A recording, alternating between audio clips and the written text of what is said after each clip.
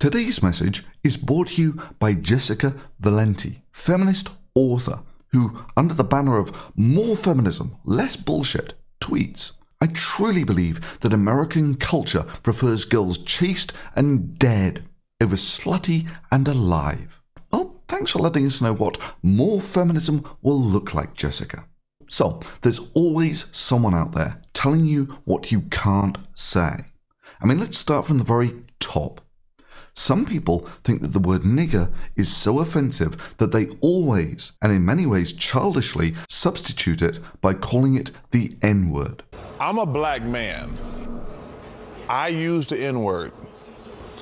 I'm going to continue to use the N-word with my black friends, with my white friends. Even Seth MacFarlane backs away from using the word. What did you just call me?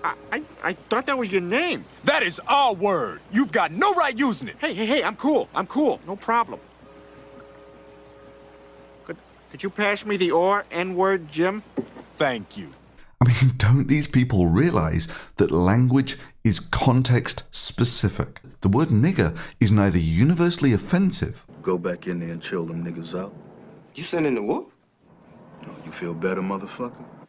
Shit, Negro. That's all you had to say. Every time black people want to have a good time, ignorant ass niggas fuck it up. Can't do shit. Can't do shit without some ignorant ass niggas fucking it up. Nor does it make a lot of sense to always allude to it as the N-word. A couple of years ago, I recorded an item for Top Gear in which I quoted the rhyme "Eeny, meeny, miny, mo." Now, of course, I was well aware that in the best-known version of this rhyme there is a racist expression that I was extremely keen to avoid. You have been found guilty by the elders of the town of uttering the name of our Lord, and so as a blasphemer, you are to be stoned to death. I mumbled where the offensive word would normally occur. And all I said to my wife was, that piece of halibut was good enough for Jehovah. Blasphemy! If you listen very carefully with the sound turned right up, it did appear that I'd actually used the word I was trying to obscure. Look, I don't think it ought to be blasphemy. Just saying Jehovah. You're only making it worse for yourself. Making it worse? How could it be worse? Jehovah, Jehovah, Jehovah. I was mortified by this, horrified. It is a word I loathe. Was it you? Yes. Right, well, you did say Jehovah. Please be assured I did everything in my power to not use that word. No one is to stone anyone until I blow this whistle. Do you understand? Even, and I want to make this absolutely clear, even if they do say Jehovah. I mean, seriously, what would be the point of having words that you can't use? I mean, some people think that the word cunt is so offensive that they always, and in many ways childishly, substitute it by calling it the C word. Her favourite word was the C word. Oh no, it's not like that. Well, this video is about words like these and the people who think that you shouldn't be able to use them. Words matter. Let's just ban the word bust. Well, in the atheist community, it's people like PZ Myers. Apparently, he thinks that every time someone uses the word cunt, every single woman on the planet is insulted, devalued, and demeaned. And when I point out that bitch is a gendered insult that demeans all women, again, most people get it.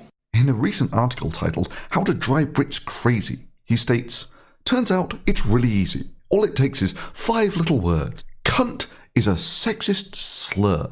So PZ tweeted this image here, which is meant to be a social justice warrior joke about what happens when the outraged about everything brigade want to point out that cunt is a misogynistic slur. Misogyny, as defined by the Blackwell Dictionary of Sociology, is a cultural attitude of hatred for females simply because they are female.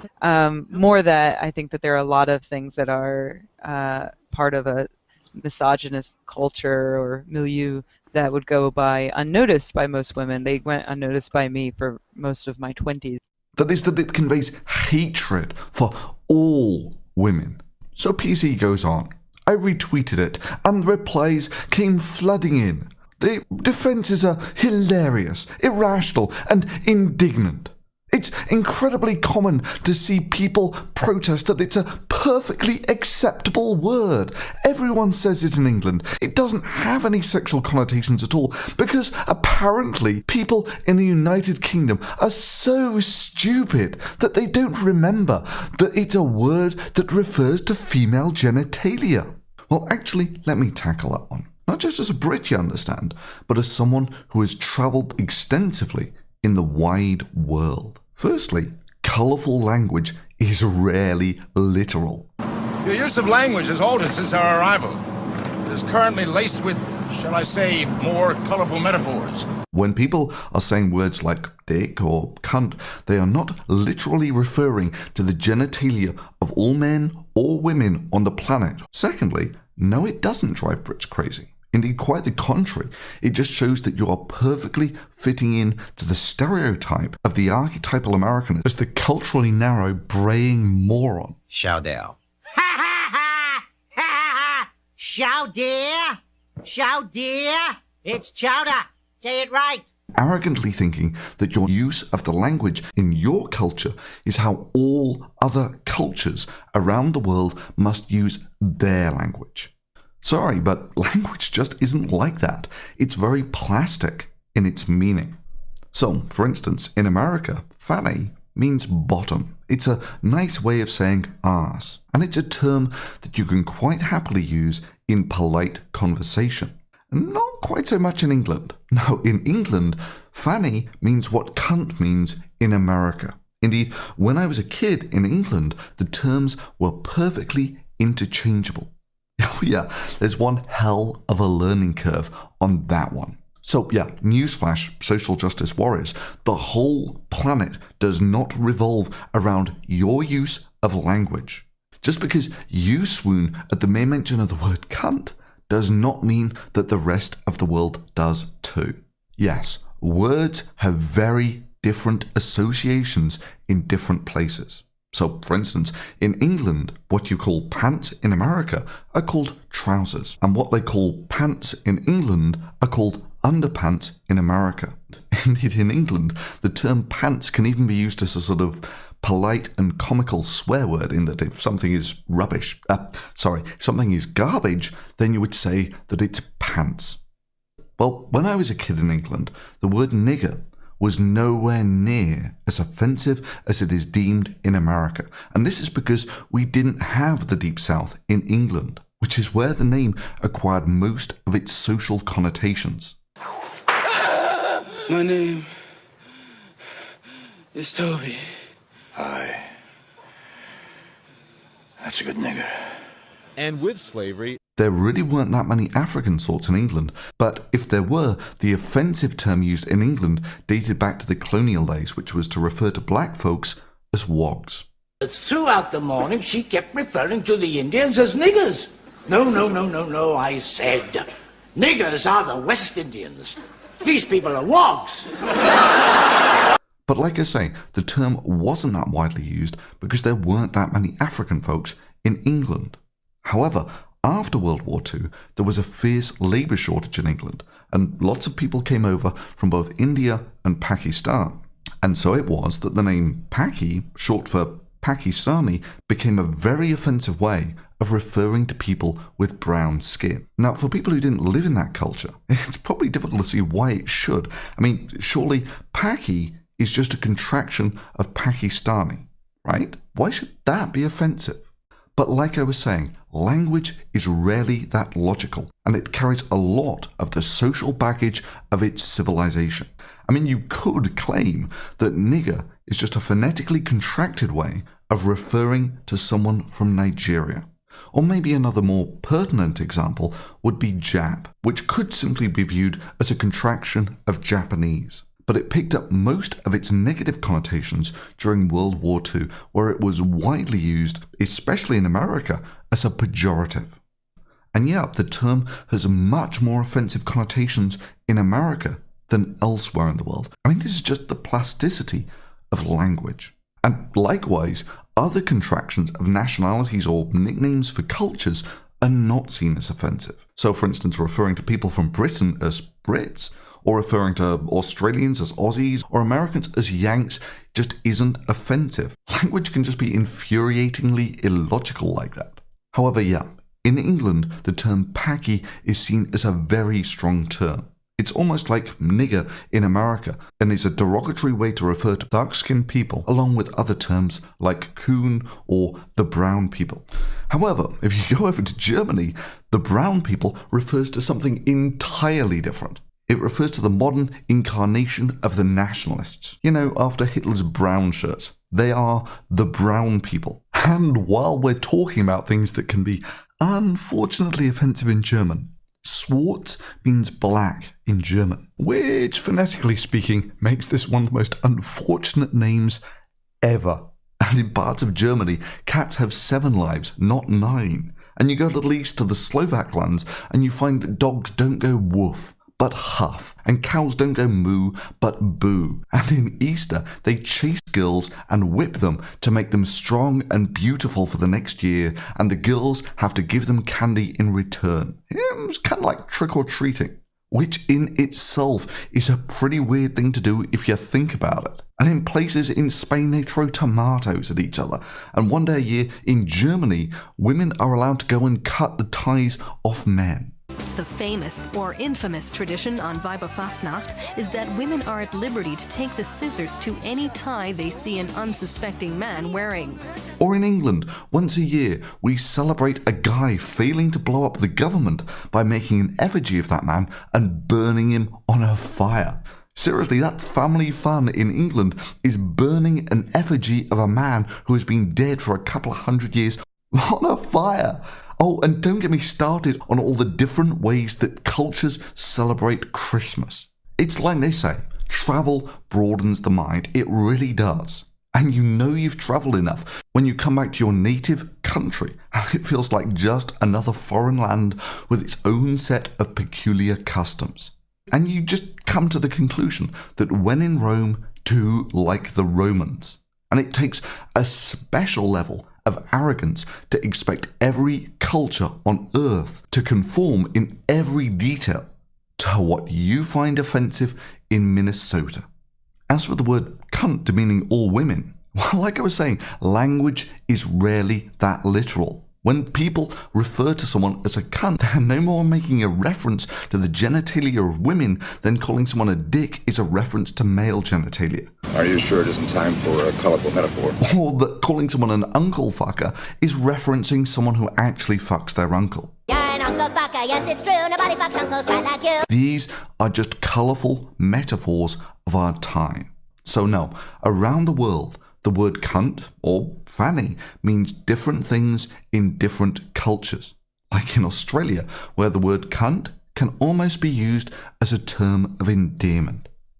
Our abbey is not to be used in this case. Here it comes. What is it you can't face? Australia, try your day. You can't coming again to celebrate invasion. Try your day. You can't. So what's the point of all this, I hear you ask? It's to let people like PC Myers and the I find that offensive brigade claiming that because the word cunt is really offensive in America, that everyone in the entire world should find it as offensive as they do. And the strange thing is these folks think that this is showing how wonderfully thoughtful, egalitarian and progressive they are, when actually it shows the exact opposite of just how arrogant, narrow-minded and ethnocentric they are to expect the entire English-speaking world to fall in line with their use of language in, say, Cowpoke, Minnesota.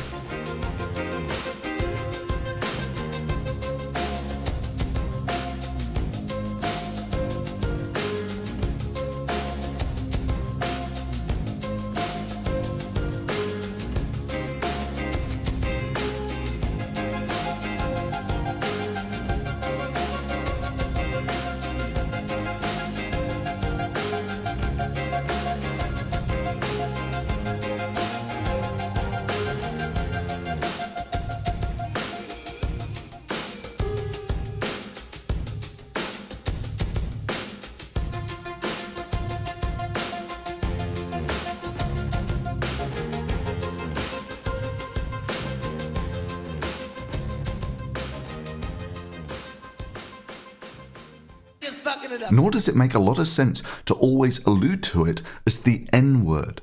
A couple of years ago, I recorded an item for Top Gear in which I quoted the rhyme "Eeny, meeny, miny, mo." Now, of course, I was well aware that in the best-known version of this rhyme there is a racist expression that I was extremely keen to avoid.